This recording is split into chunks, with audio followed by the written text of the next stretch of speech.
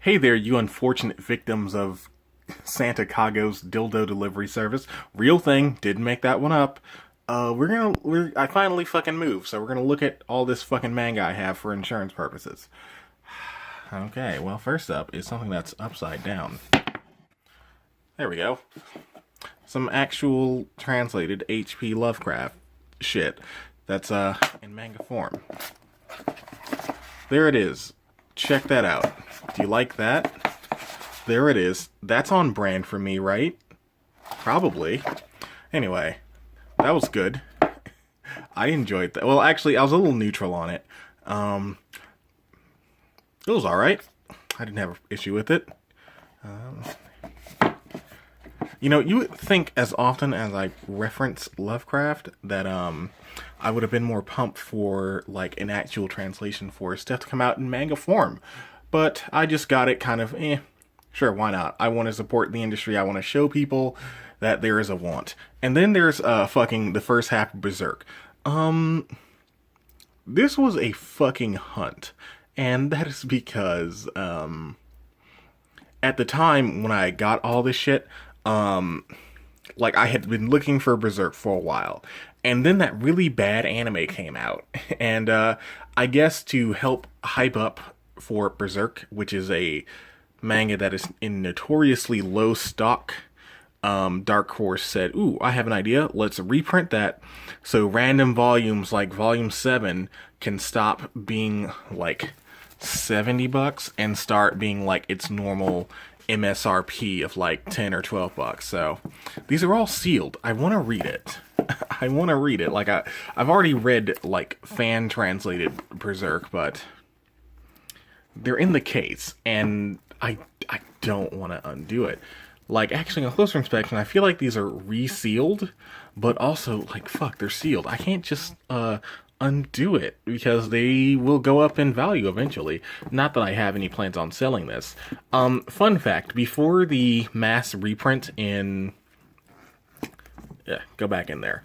Before the mass reprint for the 2016 anime, these were actually getting super expensive. So, like, the first 20 volumes or so, like, buying Berserk in bulk, wow, I'm looking like a fucking buffoon not able to get this back in. The first 20 volumes of Berserk could have easily went for $300 or $400. And that's on a good day. Like, I've definitely seen, like, all of the Japanese edition, which usually Japanese manga is in a much larger print quantity than the English version because it just sells more.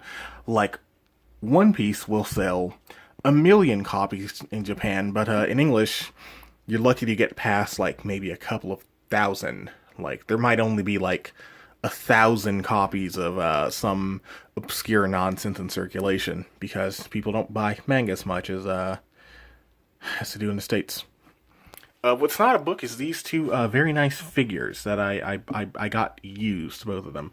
I'm gonna have a nightmare putting this back too, aren't I? Oh well, that's fine. We got a nice casket here. She has her other stuff, but I was in such a rush to put everything back in the box, I just kind of get back in there. It's very nice, very nice. You can see that there. They used her movie model, which is a little bit of a bummer because I'm a soulless Isjua who's very upset that her skin is significantly lighter. Oh well. And then there's Guts, who I also hastily put back in the box in time for moving, which is very nice. I told you I was going to look at books today, but I guess we're just going to look at the whole fucking shelf. Because people like to live vicariously and watch like other people fuck off all their money on shit they shouldn't get instead of doing it themselves, which is fine. That's fair. That's fair. Okay, down here we got this is where the good shit. Of course I have this Cthulhu plush. Of course I would. There we go. That's real nice. My manager from my old job got me this one. It's very cute. I like that. Then there's the senpai hat. This was going to be for a costume that just kind of didn't quite come through. And then I was going to try to do something with it for Manga Macabre, but that also didn't come through. So maybe one day that will pan itself out. This is from a vendor, Kimi monster, I believe. Is it somewhere on the... Nope, doesn't say somewhere. I believe that's her name.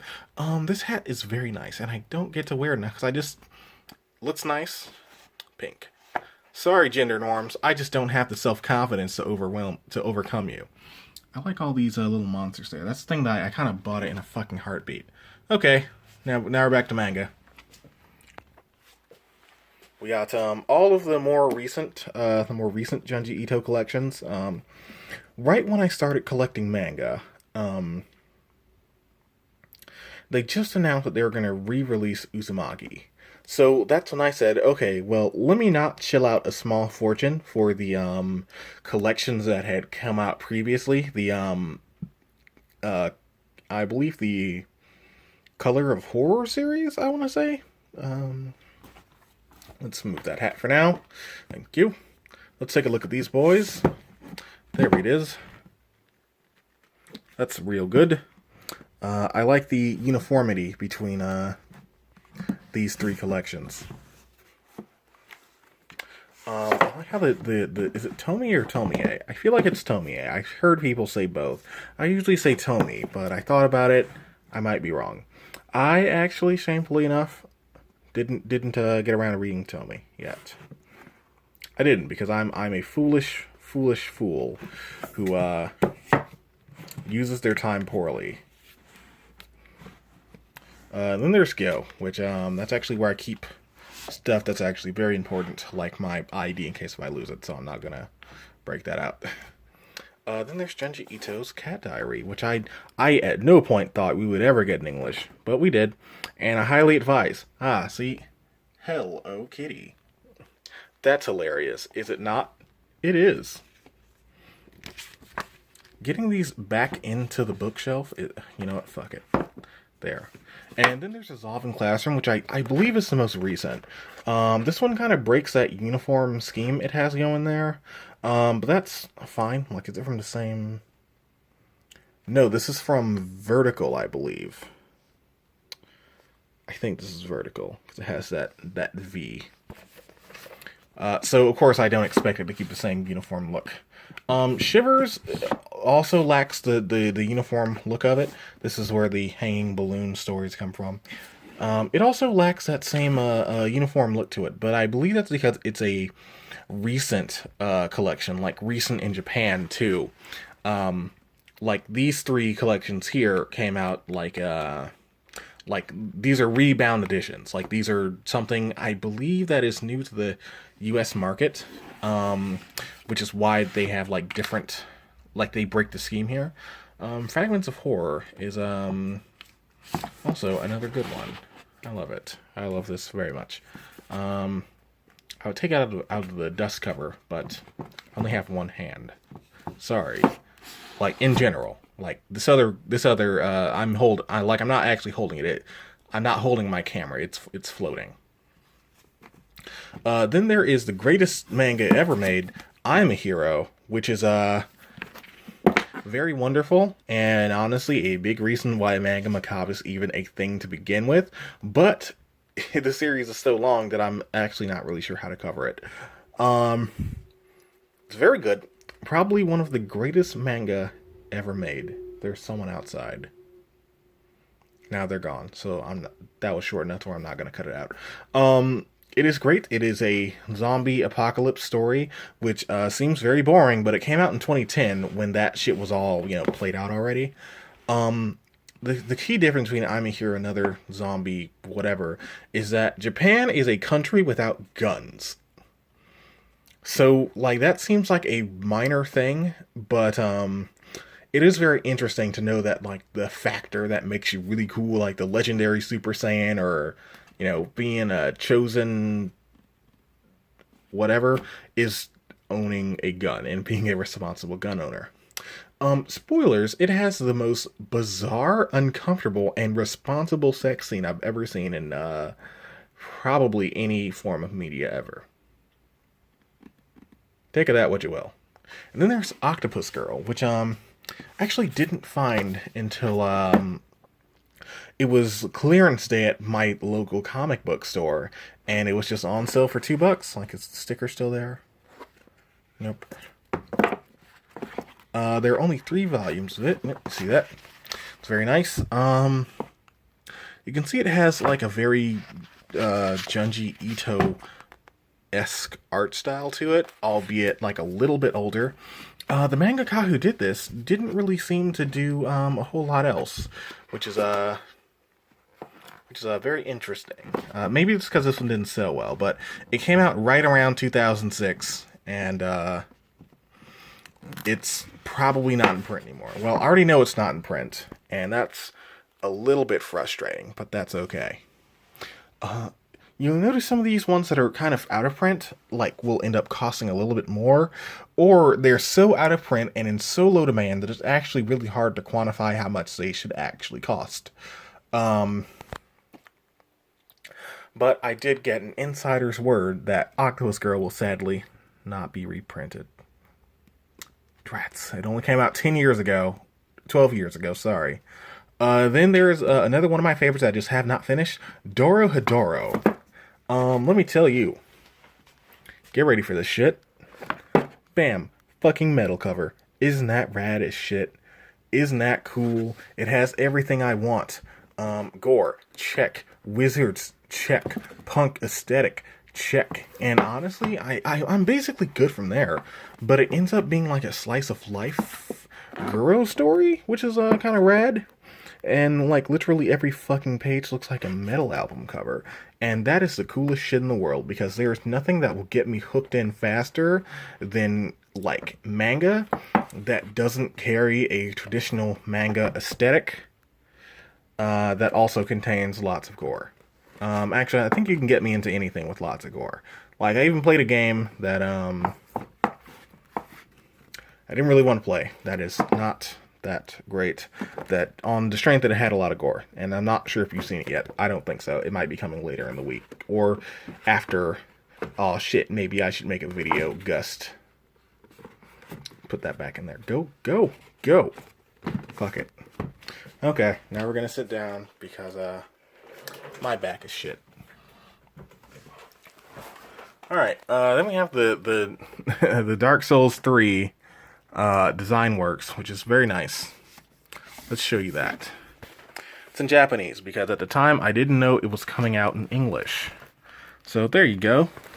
Can you appreciate all that? Can you appreciate that with my shitty phone camera? Probably not. That's real nice, right? That's the boy. I'm really bad at Dark Souls, but sorry, this is not cooperating because I don't know how books work. I don't know how to read a book, actually. Sorry, guys. I don't know if I spoiled that for you, but I'm actually illiterate, so I hate to let all you guys down. But to be honest, if you're illiterate too, you should honestly learn to read. It's really good, so I'll know what those fucking signs on the words say. When I go to open up my comic books, I can actually fucking read them. Yeah, I actually don't really play much Dark Souls because I'm really bad at it. Like, I fucking love Bloodborne, I love the aesthetics, I love everything about it, but I don't play it because I'm real bad at video games. Okay, and then there's a big fat first edition of Blame, which is another very cool series, where, like, there is so much technology that it spans to be like part of the environment. Like, there are just big computers that are like the size of fucking Texas, and it's really cool. And it's by the same dude who did Gantz, maybe. I think it's by the same dude who did Gantz and Knights of Sidonia. And there's also lots of blood. I keep getting afraid that whenever I open up a page and show you what's in there, it's going to be a vagina, and it's going to be no good. But it's very detailed and very wonderful and a very, very big book. And honestly, I'm excited to have it because Blame is probably his, like, the best work I've seen from the Gantz dude. I mean, make no mistake, I love me some Inuyashiki, but yeah. Biomega is also another good one by that dude. His works share a commonality in that they have a very low word count. Like, I think I read the first 50 pages of Volume 1, and it had... see, it's a good thing I stopped there. That would have been a boobie. This is that one with the bear. So if you've ever seen that scene with the bear with a gun saying, "What, have you never seen a bear before?" Here it is. There you go. Cyberpunk, guys. And then another one, that is another one of my favorites, Kurosagi Corpse Delivery Service, which is a, we'll get to this. This is a delivery service that specializes in fulfilling the last wants of the departed. Like, it's a ragtag group of misfits and rogues who are going to a Buddhist, college, and they all have some sort of supernatural power or specialty. And our main character here, upon touching a corpse, can hear, like, the last things the body was thinking before it died. And what they do is go out and solve mysteries and problems and things like that of the recently departed, and instead of taking money, or payment in money, which is frequently an issue, they take it in good karma. So it's a very, very good series, and I love it to bits, and it reminds me of the 90s. It smells like 90s manga. Okay, then there is Blood Blockade Battlefront, which I actually have not read, but I've seen the first 2 episodes too, and it reminds me of Men in Black meets Futurama a little bit, but with, like, more anime fights. Where, like, in the future, maybe the future. Oh, you can see how Dark Horse here kind of switch how they want it to do layouts, and that is fucking hideous. And we should go out there and fire whoever had this really terrible idea. I try to have these loosely in order by who wrote them or aesthetics, but sometimes that just can't be the case. And that one thing sticking out there is a fucking eyesore, and Blood Blockade Battlefront is ooh, I'm not even able to get that back in, which is also what she said. Tokyo Ghoul. I didn't like it. I didn't like it. I only bought it because it's part of the collection, because my ultimate goal with all this nonsense one day is to be able to wake up and say, I have bought literally 1 copy of every horror manga that has, like, been published legally in English. And Tokyo Ghoul is part of that. It's one that a lot of people enjoy, but I did not. About one, what's his name? K, or is it Ken? Because I always get him and the Tokyo Ghoul guy mixed up. He becomes a ghoul, and he does a lot of writhing around and vomit and shit for a few minutes. Wait. Yeah, that happened. That was in the movie. He's just, there's a live action movie that I saw on Halloween that was fucking hilarious, where he's just writhing around and vomiting shit, and that was my first introduction to Tokyo Ghoul. And I had to ask my friend, hey, is it like that in the anime? Yes. Yes, it is. I'll give it another shot, don't worry. Then there's another favorite of mine, Bokurano. Ours. This is, ooh. Okay, this is one of the issues with buying things used, is that sometimes it'll be a little bit sticky because there'll be a cover on it. So I'm just going to pull out a random fucking volume for you. You like this? Is this the content you came to see? Me fidgeting with getting books out?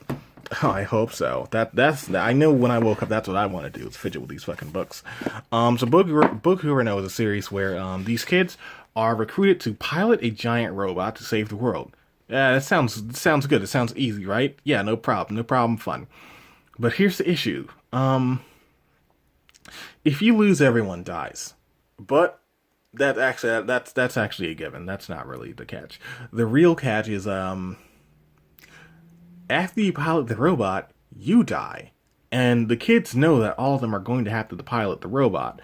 So it kind of morphs into the story with people that are way too young to really, like, need to grapple with the concept of their own mortality, now needing to, like, resolve any lasting issues that they had, ranging from, like, family relationships to coming to terms with sexual assault. And listen, if you're like me, you're a bad person. If you like the genre of children in pain and children getting hurt, then, Like, the only two things I recommend above Bokurano is, like, Now and Then, Here and There, and Grave of the Fireflies. And even I think Grave of the Fireflies is going a little too far. But that's because it's based on real life and not, like... Yeah. Alright. Okay, let's keep moving. These are not necessarily horror. There's Paprika. That was a good movie. This is a real good movie. I got to see it in a theater, which is real nice. It's the nice thing about living in the Bay Area is that sometimes we'll just fucking show anime. Then there's Kashern Sins, which is there you go. One they showed right when they first restarted Toonami. And I didn't know what to think of it, and then I watched a little bit more and said, this is literally Mega Man X. You have made a Mega Man X anime. It was alright. I liked it. I didn't care much for the second half, though, but I liked the first half's, like, weird dystopian future, and now the robots, because all the metal's fucking rotten and rusted, now they have to die, and they're like, what the fuck, this is bullshit, we're robots, why do we have to die? Like, you could just rebuild us, but, you know, there's nothing else to rebuild them with, so, and all the robots think if you eat Kashern, then you'll get to live forever, which is, you know, obviously not true. Then there's Over the Garden Wall, but that's not anime, so we're skipping that. Then there's Gyo.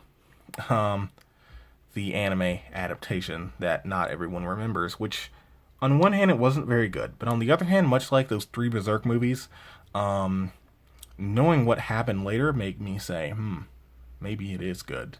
It takes a lot of liberties with the plot to frame it more like a B movie, but overall it's fine. And then it's Yamishibai. Let's see what's on the back of that. Actually, let me show you. Go.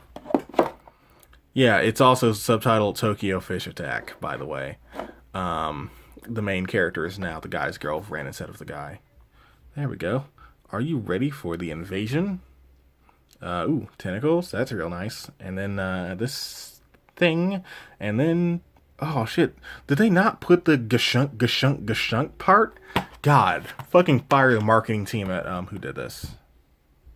Aniplex? Or was it Sentai? Yeah, fucking fire the people at Aniplex for not putting the gashunk part. Then there's Yamishibai, season 1 and 2, which sounds like a lot, but they're all like 5-minute shorts. So, shit. Okay, well, I guess it's gone now. I guess we'll never know the secrets of Yamishibai.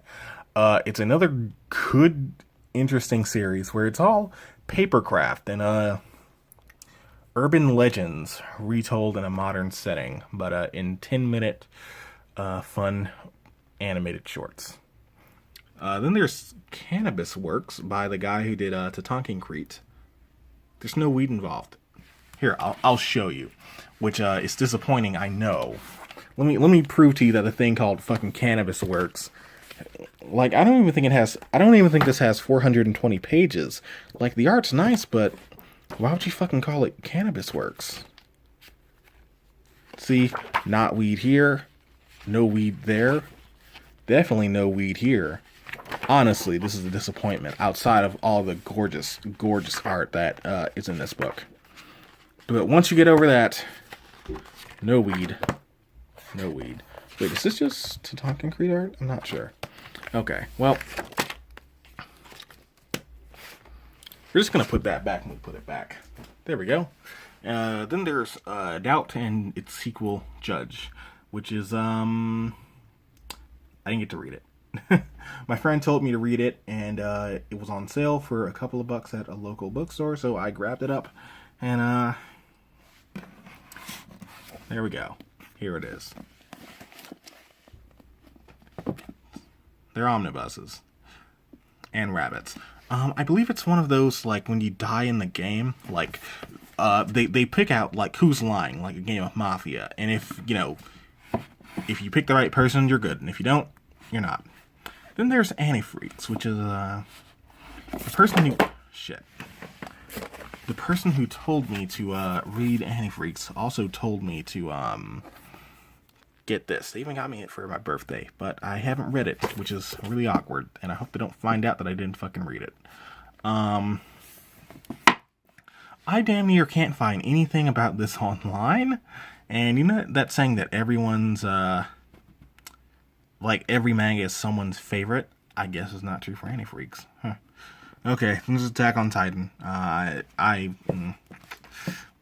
would say Attack on Titan is good for like I would say right about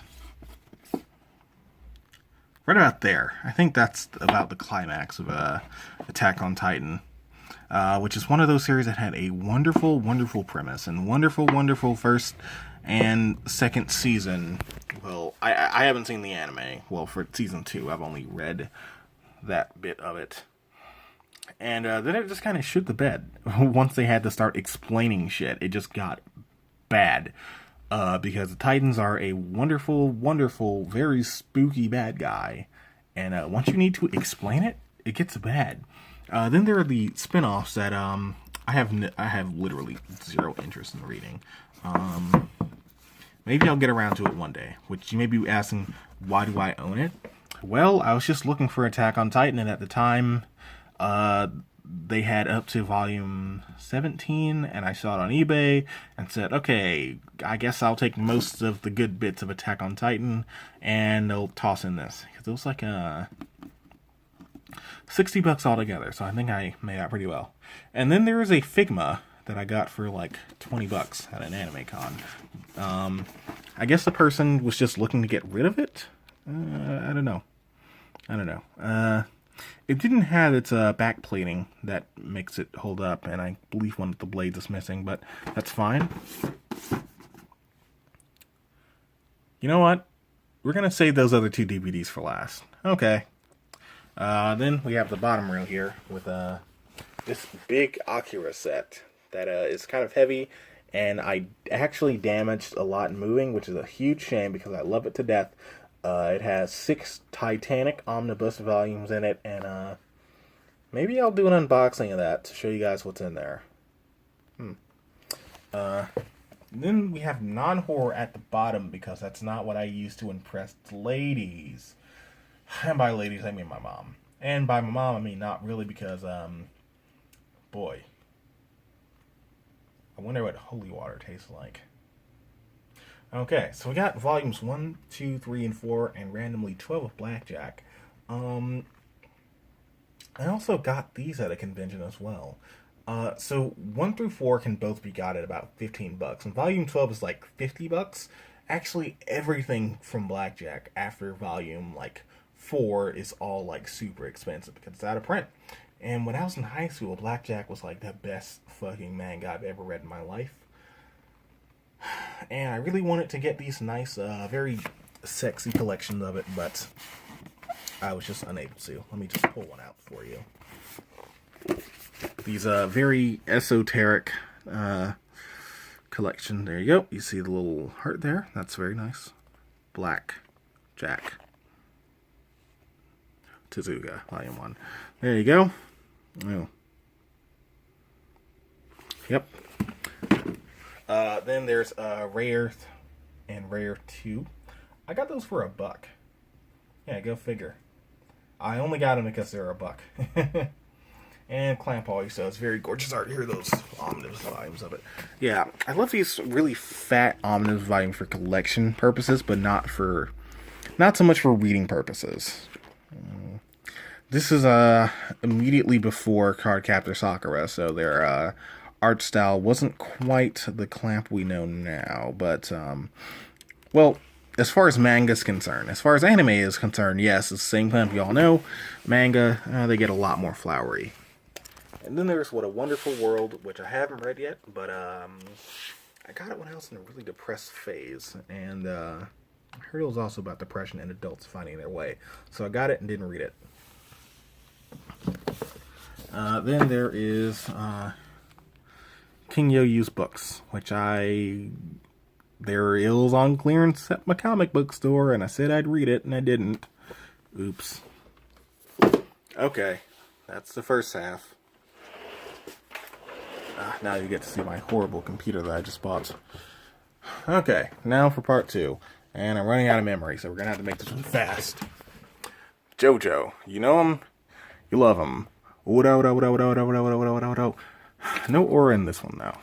It's just the JoJonium versions of Part 1 and 2, which are apparently much better than the Japanese versions. To my understanding, the Japanese versions were kind of piss. Like, they didn't have a hard cover, they just had the same thing on the front and back. They had, like, colored pages and the ink would rub off, and it was awful. I believe right now Part 3 is almost done having its special JoJonium versions. So they're going to be moving on to Part 4 soon, which makes me very happy. Then there's Legend of the Overfiend, which I've shown you before, and I won't show you again because it has a bunch of naughty bits. Then there's some Shintaro Kago stuff, which I need to get more of. He's another one that does the old trick you into watching his porn collection. Then there's Hellsing. You all know Hellsing, and it's the man what's shooting those vampire guns. See? There he is. You remember that from Adult Swim, right? Kind of. I got almost a full collection here, but I'm just missing 9 and 10. Almost. Drifters was in a used bookstore. I saw the first episode of the anime, thought it was fine, and there you go. Magical Girl Apocalypse.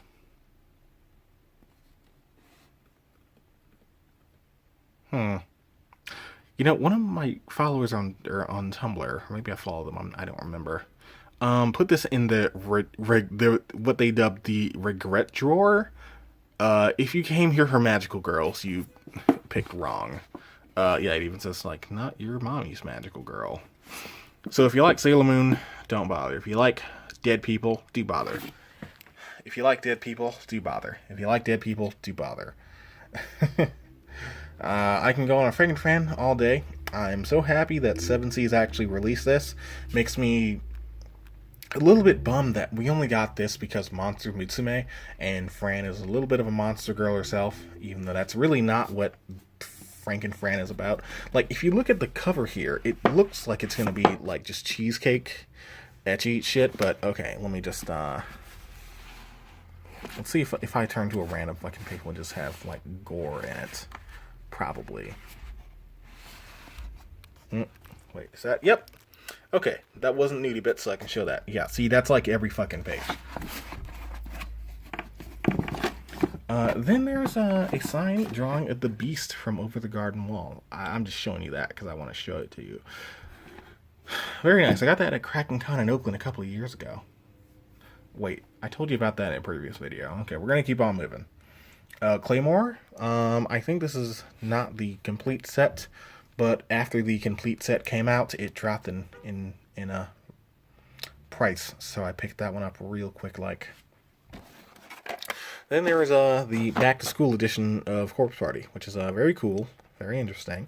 A game that I got this physically because at the time I didn't have a gaming PC, so I didn't feel comfortable getting like a whole ass PSP to, you know, do.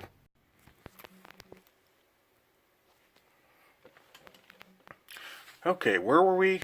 I'm not sure because I realized that all the footage from here on was fucking lost, and I didn't find out until like 3 weeks later. Oh boy. Well, anyway, where were we? I don't know. Corpse Party, was that it? Okay, well, I have Corpse Party, so that's neat.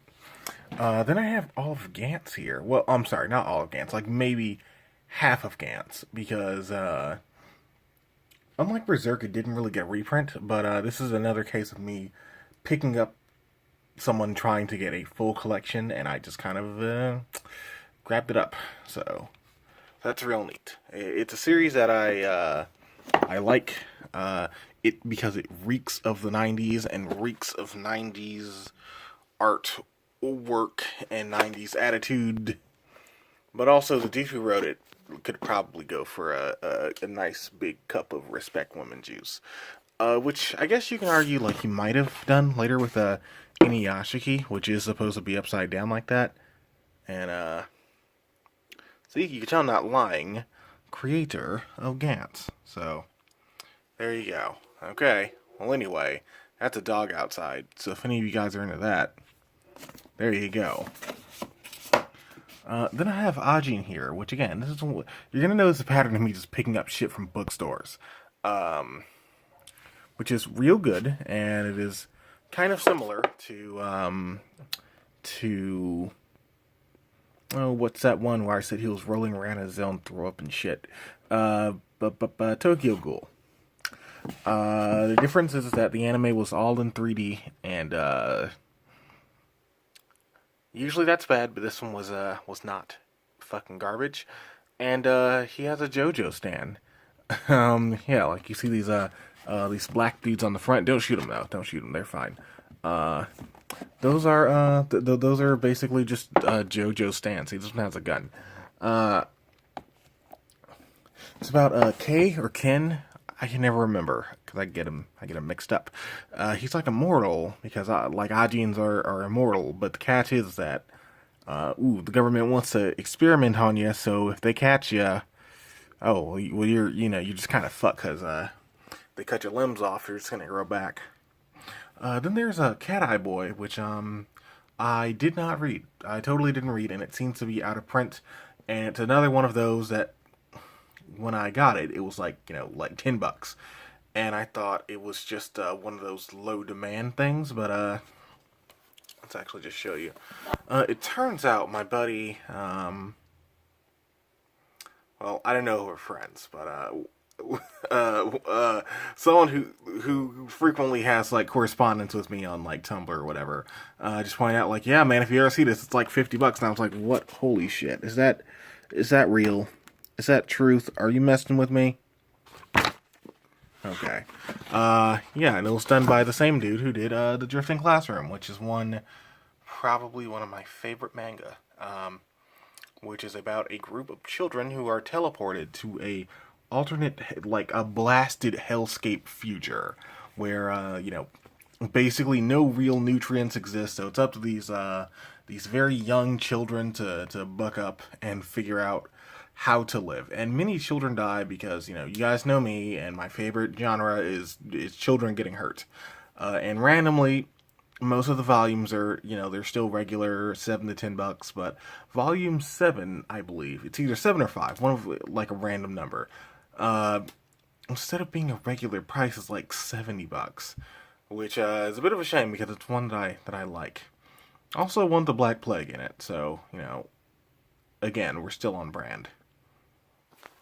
Okay, then we have Death Note. Weirdly enough, I never really liked Death Note that much. Like, it was actually the first anime I actively seeked out subtitles for. Maybe the first mature anime that I was into for being mature. Well, mature quote unquote. So when I got these, I knew that there is a huge omnibus that had 2,400 pages that just was basically this thick with 2 C's. And it came out in Japan with the release of a movie, maybe? I'm not sure. And if I knew we gotten it, I wouldn't have gotten these versions, because these omnibus versions, they do have a little bit of new art. Okay. Everything's so tightly packed in, which is, again, what she said. Everything's so tight. We're almost there. Oh boy. Yeah, it's all just kind of coming out there. You can't quite get the full perspective, but there you go. See, it has a little bit of new art. See, that's your good old boy. This guy, because once a certain who dies, the rest of Death Note's just a blur. Okay. Then there's Detroit Metal City, which not a horror, but again another Dorohedoro thing. Anything with this fucking shit here, hell the fuck yeah. Clearance sale. Then there's Dead Man Wonderland, which is what I initially believe was Super Jail, but in anime form. And I guess the actual anime adaptation had sharp disagreements with me, and I strongly dislike it because I felt the manga's tone was more comical. Okay, and then there is the Embalmer, which I didn't read. It was like $1. Actually, is the sticker still there? Nope. Well, you can kind of see it's still there. The orange one at the store I go to means that it is recommended and on sale. It's all from like the same two stores, if you're curious. It's about a dude who is an embalmer, because that is a funeral rites practice that is very unusual in Japan. So I'm into it for the bodies. Just as a friend though. We're just strictly platonic dead bodies. Then there is Mirai Nikki, or Future Diary.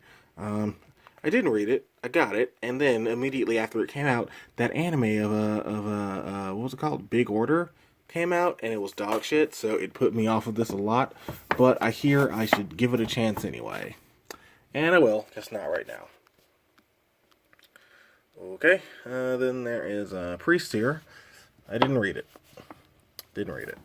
Seems like edgelord stuff, but I went to a swap meet at a convention like I do for a lot of these, and this was a year where the pickings were a little bit slim, and I kind of had to take what I can get, and I'm a collector, so I had to get something. So this is a manhwa. It's like a manga, but it's spelled all different, like from a different country. So yeah, but this is fine because now I have an excuse to read it, because I've seen it online described as a horror manga a lot, but well, I just never got a full picture of it. Like, because I didn't know if it was like a floppy or something, and people just saying it was a manga when it's actually not, or, you know, like, yeah, man, this is a manga, but it's just like written by an Asian person, which does happen. Like, not as much anymore. It's like the 2006 thing that kind of made me wary of it. Like how, like, they would lump, I don't know, like Jackie Chan Adventures or Shaolin Showdown in with anime because an Asian person made it. Okay, then there's Parasite. I feel like I don't really need a lot of introduction to it, but the covers are way more fun than the actual series, although I did enjoy the series. I feel like, yeah, I just don't have anything else to say because those covers are brilliant and I love them. And yeah, check out this guy. See, should you be looking at him this way, or should you be looking at him this way?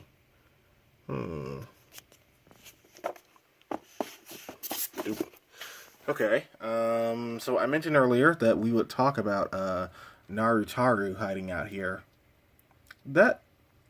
No, we're going to talk about that on an entirely different day.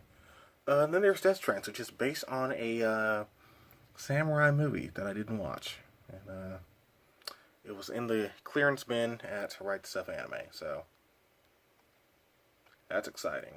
And there's just a bunch of some non-anime here. There's a lot of non-anime stuff going on. There's all the Pokemon.